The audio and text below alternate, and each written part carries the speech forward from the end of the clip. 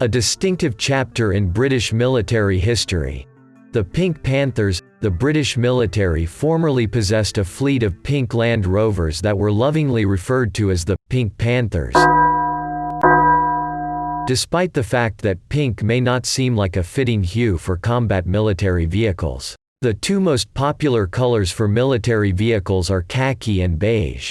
However, pink used to be the greatest option for desert camouflage. A fleet of pink Series 2A Land Rover Jeeps served in the British SAS from 1968 until 1984. Desert pink, as it was originally known, was initially utilized in the Africa campaign of World War II.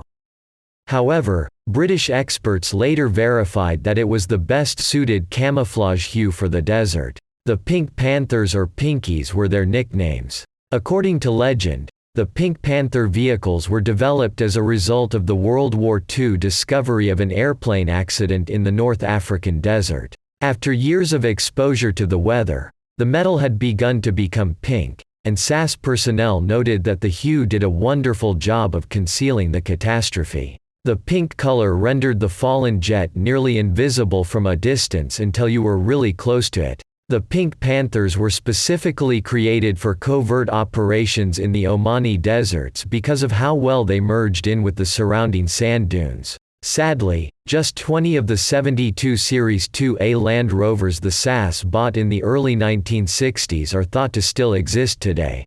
In 2019, P.A. Blanchard & Company listed one extremely rare Pink Panther for sale, asking $85,000. The model, which was retired from military service in 1986, includes a copy parts book, manual, and equipment schedule. It also has the original shade that gave it its notoriety. Only a handful Pink Panthers were available for purchase on the open market.